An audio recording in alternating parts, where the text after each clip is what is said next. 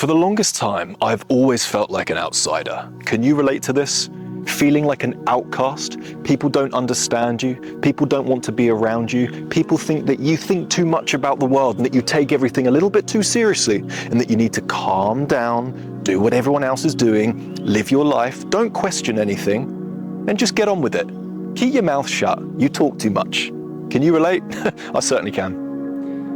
The main thing that I used to struggle with, and I'm sure this is what you've struggled with as well, is that we live in such a beautiful, perfect, wonderful world, while at the same time, that same world is also cruel, wicked, and evil. Why? It never made sense to me. This perfect, beautiful, glorious world that is so wonderful, so harmonious, full of nature. The sun on my skin right now feels absolutely incredible. We live in a beautiful world, but at the same time, there's so much evil around us. Don't believe me? Turn on the news. They'll tell you all about it, trust me. It didn't make sense. This is such a big question. It's one of the biggest questions that has confused humanity since the dawn of time. I didn't understand evil. And if you're sat there thinking, George, there's no such thing as evil. George, there's no such thing as good. I couldn't disagree with you more. I believe that killing an innocent being is always evil. Taking someone's life from them is evil. If you don't think it is, well, what's your argument? What's your justification for taking an innocent life? Someone who doesn't want to die, taking their life away from them.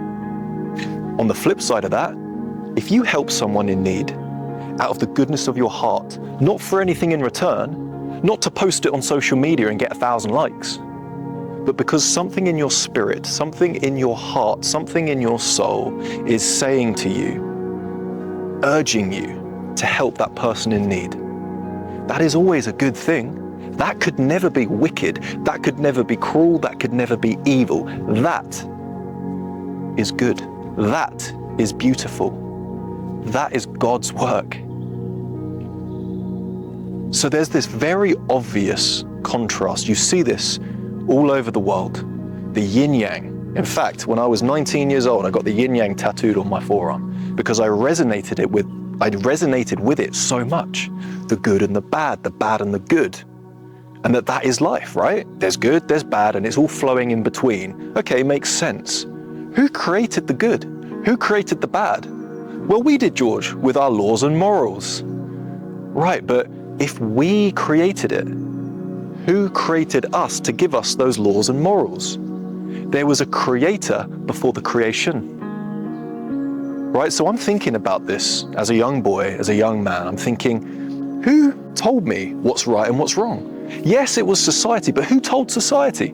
Is it just the amount of people in a society who agree that, yeah, that's right and that's wrong, and then we go with it, and that's how we make laws and decisions? Or does it go deeper than that? Does it go far deeper than that? Because there are cannibalistic tribes out there who consume each other's bodies, right? They kill and eat other humans. Now, we know in our hearts that that's just not right. We just know, it's intuitive, it's primitive, if you will. We know it's not right. Murder is wrong. Torture is wrong. Abuse is wrong. We know this in our heart. Helping someone is great. Feeding the hungry, clothing the naked.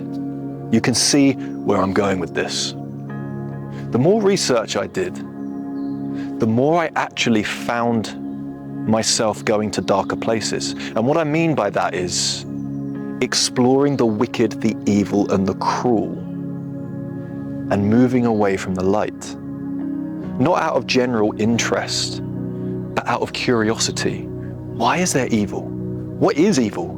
Who declares what's right and wrong? It obviously takes you to law, policy holders, policy makers, but it also takes you to religion.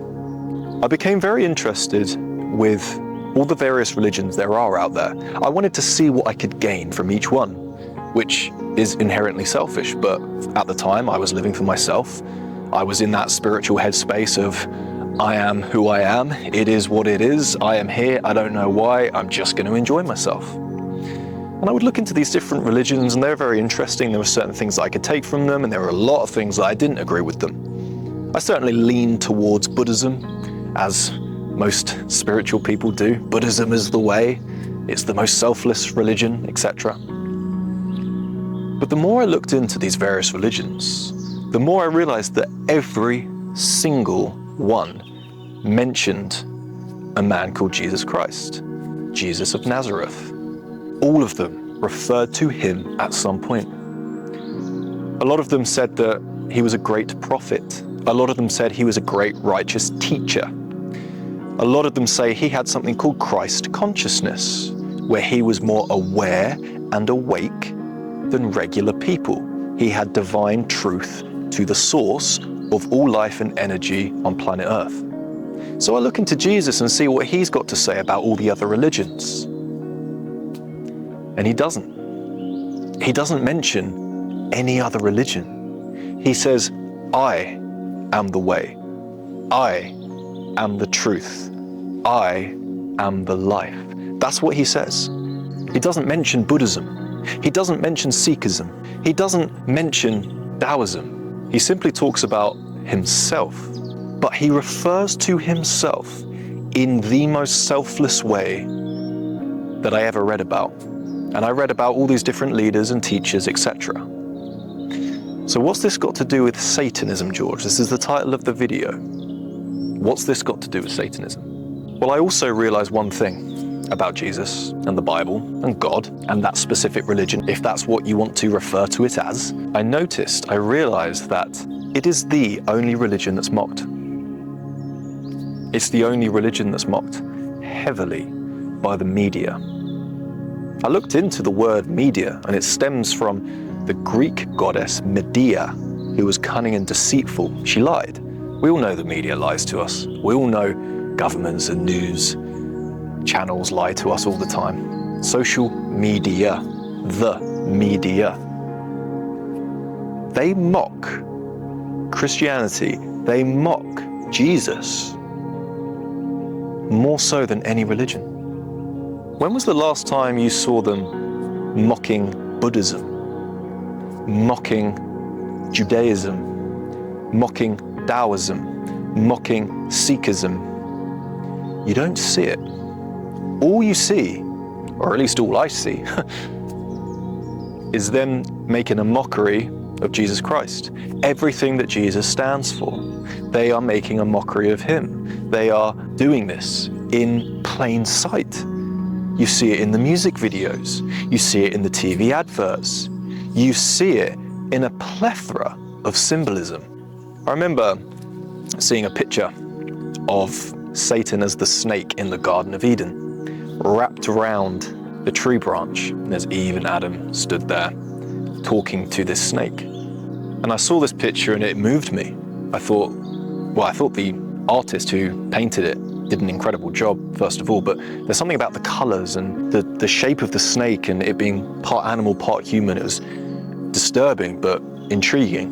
And then I see the World Health Organization logo and I see that it's identical to the painting. So I thought, okay, that's interesting. I'm going to put that to one side, but George, don't lose your mind here. That's got to be a coincidence. And then you watch the Brit Awards and you see Sam Smith and various other artists worshipping the devil, dressing up as the devil, pretending to be the devil, upside down crosses all around, putting the word Satan into the concert, all the various hand symbols that you see, the pyramid, the horns. I'm looking at these, I'm seeing these symbols and I'm thinking to myself, surely not.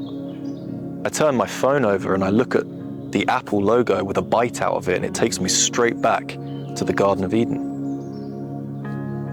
Why is there an apple with a bite mark out of it on the back of the biggest company, biggest organization on earth? Why? What's going on here? It's everywhere. I see Satanism everywhere. If I'm walking down the street and I pass a club, I see devil horns outside, I see devils, I see rings of fire and the color red. And I'm thinking, George, just brush it off. It doesn't mean anything. But it's luring you in. It's luring you in to drink alcohol. Alcohol, the Latin for body-eating spirit. What do you want to drink? I'll have a gin, please. You're going to have a gin? You're going to ingest a gin? A gin is a spirit. A gin is a spirit, like literally in both senses. In the spiritual sense, a jinn is a spirit on earth or in a different realm on earth. And then a gin, a drink, is a spirit, a type of alcohol. So I'm looking at this wording and I'm thinking again, come on, George, this has got to be a coincidence. And then I see the Commonwealth Games and how it perfectly depicts Revelations, the beast. There are people gathering around the beast, resembling the worship of that beast. There's a woman on top of the beast, and she's dressed in purple and scarlet. And when we read Revelation 17:4, it literally says these words, a woman dressed in purple and scarlet will be riding the beast. You've got the Tower of Babel, symbolizing human pride and defiance, which again is referring to Revelation's depiction of Babylon. They even say it in the commentary. The Tower, Birmingham's Tower of Babel, or Tower of Birmingham if you like. But again, I shrug this off. I say to myself, George, come on. I know it perfectly depicts Revelations in the Bible, but it's got to be a coincidence. It's got to be a whoops, an oopsie, an oh dear, didn't mean to do that. Yeah, they're perfectly matched, but it was just a coincidence. Because why else would they do it? Seriously, unless they know something that we don't, unless they're doing it for a laugh. So I go about my day and I keep swearing, keep swearing. I keep saying Jesus Christ whenever I stub my toe. I keep saying for God's sake. I keep saying, oh God. I refer to people as bastards, which is somebody who is born outside of wedlock. I say bloody hell. I also say hell yeah when I'm happy. Hell yeah. I'm thinking about this. I'm reflecting on this. And I realize that so much of what we're doing in this collective society is satanic, is based around Satanism, the idea of Satanism. I'm not even saying you have to believe that Satan is real, that the Bible is real. I hope you come to your own understanding, to your own findings like I did, as I am now a believer in it all. But this is what led me to believe in the darkness, to believe in the evil, and it finally started making sense. We live in this beautiful world. We live in this amazing place, this beautiful, beautiful place. I'm out in nature right now with all my animal friends and we're having a great time. I love it out here, can't get enough. I spend all my time out in nature, I love it. It's wonderful. But why the wicked? Why the evil? Why the corrupt? Why the jealous? Why the cruel? Why?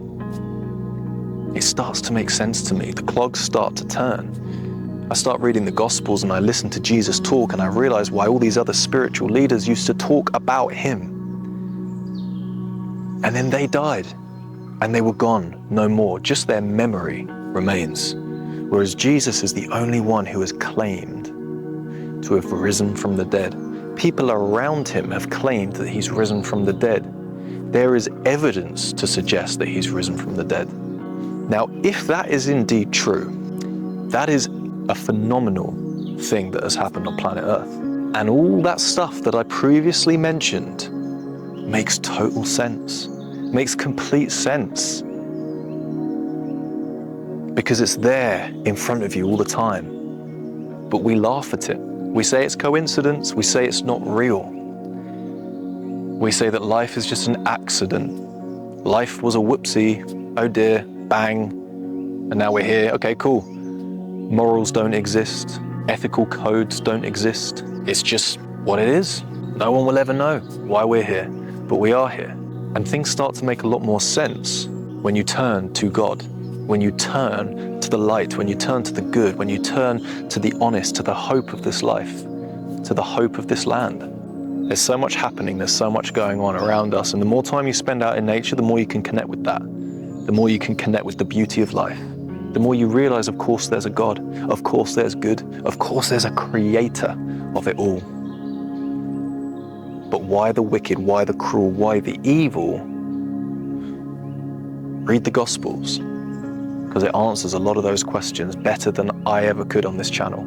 I will always try and help you. I always try and make you feel better about your day. I always try and make you feel better about yourself. I'm always going to encourage you to get back into nature, because when you get back into nature, you get back into what God created. It was called the Garden of Eden. The garden is depicted as a forest. It's depicted as outside. It's depicted as a loving, beautiful, ethical world. I give you seed-bearing plants for food, it says. We eat delicious fruit. We eat delicious vegetables. We live long, happy, prosperous lives. But something went wrong.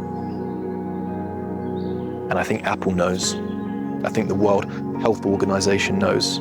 I think all these rappers and artists know, or at least their managers do. Did you know Kanye West came out and he said that one of the terms and conditions on his contract was you cannot mention Jesus Christ?